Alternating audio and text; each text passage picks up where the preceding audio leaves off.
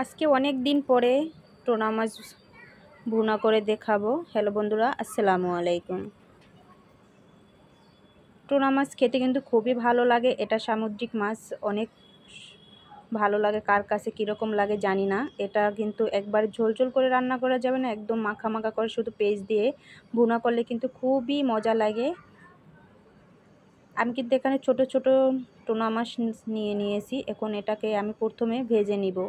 ভেজে নেওয়ার জন্য আমি কিন্তু এটাকে ভালো করে কেটে ধুয়ে পরিষ্কার করে হলুদ আর লবণ মাখিয়ে নিয়েছি। আর চুলায় একটি কড়াই বসিয়ে নিয়েছি। এটায় তেল দিয়ে দিলাম। তেল দিয়ে একটু গরম হয়ে গেছে। এখন এ পর্যায়ে আসলেই আমি মাছগুলো দিয়ে দিব।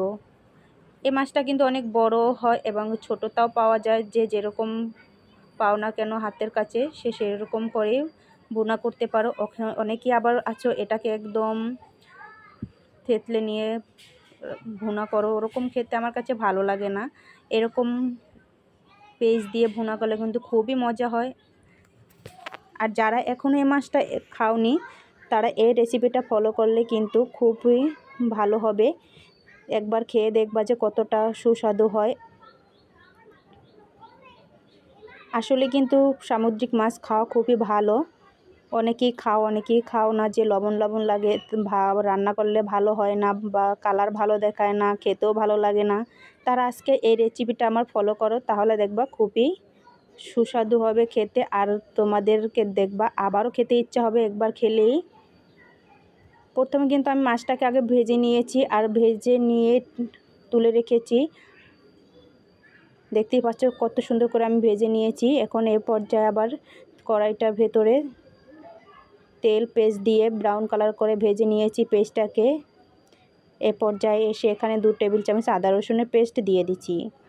হলুদের গুঁড়ো, মরিচের গুঁড়ো, জিরে গুঁড়ো, ধনিয়া গুঁড়ো দিয়ে মশলাটাকে ভালো করে একটু কষিয়ে এ পর্যায়ে আসলেই কিন্তু আমি বড় সাইজের 2টো টমেটো দিয়ে দিচ্ছি। পাকা টমেটো দিয়ে একটু নাড়াচাড়া করে নিব। আর চুলার আঁচটা কিন্তু মিডিয়াম আঁচে রেখে দিও। এখন তেলটা কিন্তু উপরে ভেসে এসেছে, তার মানে কিন্তু মশলাটা অনেকটাই হয়ে এসেছে। এখন এ পর্যায়ে আসলেই আমি একটু নাড়াচাড়া করে মাছগুলো দিয়ে তারপরে সব মশলা মাছের সঙ্গে মিশিয়ে অল্প পরিমাণে পানি ব্যবহার করব। এটা কিন্তু একদম শুকনো করে নিতে হবে, পানিটা পুরোই শুকিয়ে যাবে, তারপরে এটা চুলা থেকে নামিয়ে নিতে হবে।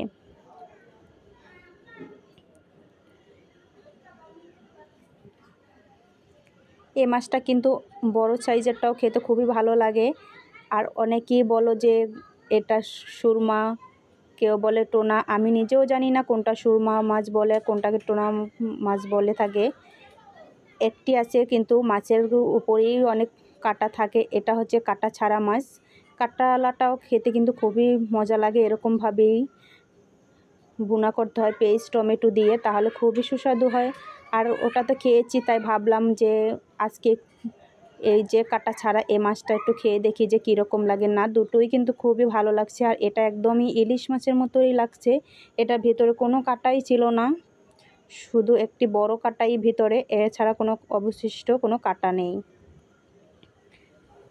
এখন এ পর্যায়ে আসলে আমি অল্প পরিমাণে পানি দিয়ে চুলার আঁচটা হাই হিটে দিয়ে বলক এনে তারপরে আবার মিডিয়াম আঁচে রেখে দিব। কিছুক্ষণ পর পর আমি মাছগুলোকে একটু উল্টিয়ে নিচ্ছি। দেখতেই পাচ্ছ এখানে অল্প কিন্তু পানি দিয়েছি, পানিটা অনেকটাই শুকিয়ে এসেছে। তারপরেও আমি আবার একটু উল্টিয়ে নিচ্ছি মাছগুলো। তোমরা চাইলে এগুলোকে একটু ছোট ছোট করে কেটে নিতে পারো। আমি আজকে কেটে নিব না, এরকমভাবেই রান্না করব।